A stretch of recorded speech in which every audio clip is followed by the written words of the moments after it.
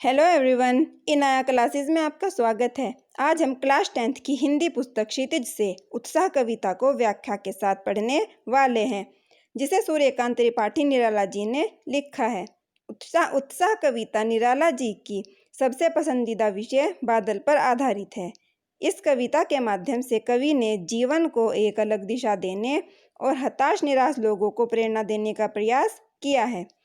कवि बादलों के द्वारा जीवन में हताश लोगों को यह उम्मीद देना चाहते हैं कि चाहे जो कुछ भी हो जाए, लेकिन आपके जीवन में भी खुशहाली जरूर आएगी। चलिए शुरू करते हैं। बादल गरजो, घेर घेर घोर गगन, धराधर ओ। घोर गगन यानी पूरा आकाश, धराधर मतलब बादल। कवि बादल को संबोधित करते हुए कहते हैं कि हे बादल, तुम गरजो, तुम सारे आकाश को घेर लो।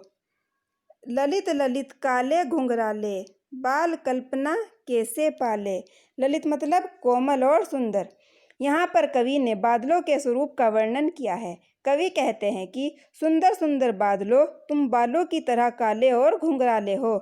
जैसे बच्चे अपने मन में कल्पनाएं पाल लेते हैं, तुम्हारा स्वरूप भी वैसा ही है। विद्युत छवि उर में, कवि नवजीवन वाले। उर मतलब हृदय। तुम्हारे हृदय में विद्युत की छवि है, मतलब तुमने अपने हृदय में बिजली की छवि अंकित की है। तुम कवि के समान नया जीवन देने वाले हो। जिस प्रकार कवि अपनी रचनाओं से मानव जीवन में एक नई चेतना, नई जागृति पैदा कर देते हैं, उसी प्रकार तुम भी अपने जल से नया जीवन देने वाले हो। वज्र छिपा नूतन कविता फिर भर दो, बादल गरजो। वज्र मतलब कठोर, नूतन मतलब नया। कवि आगे कहते हैं कि जिस प्रकार कविता के अंदर लोगों में चेतना भरने की शक्ति छिपी होती है, उसी प्रकार तुम अपने अंदर के कठोर रूप को छिपाकर नया उत्साह भर दो। इसलिए बादल तुम गरजो, ताकि लोगों के अंदर उत्साह भर जाए। विकल विकल उन्मन थे उन्मन, विश्व के निदाद के सकल जन।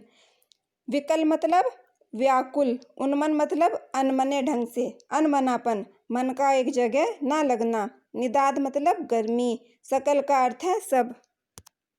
यहाँ पर कवि बादलों के छाने से पहले की स्थिति का वर्णन करते हुए कहते हैं कि गर्मी के मौसम में संसार के सभी लोग गर्मी से अत्यधिक व्याकुल हो रहे थे। उनका मन कहीं पर भी लग नहीं रहा था। आए अज्ञात दिशा से अनंत के घन, तप्त धरा जल से फिर शीतल कर दो, बादल गरजो। तप्त अनंत मतलब जिसका अंत ना हो। घन मतलब बादल। धरा मतलब धरती। तप्त मतलब गर्म। कवि कहते हैं कि अब तो बादल किसी भी अज्ञात दिशा से मतलब कहीं से भी आ जाएं, क्योंकि धरती गर्मी के कारण तप रही है। लोग गर्मी से परेशान हैं। हे बादल, तुम इस तपती हुई धरती को अपने बारिश के पानी से शीतल कर दो, बादल गरजो। इसलिए हे बादल, तुम गरजो, तुम अपने बारिश के पानी से इस धरती को ठंडा कर दो, शीतल कर दो। इसलिए बादल तुम गरजो। यहाँ पर उत्साह कविता का भावार्थ पूरा होता है। आशा है आपको समझ में आया होगा। वीडियो को लाइक करें, शेयर करें और चैनल को सब्सक्राइब करें।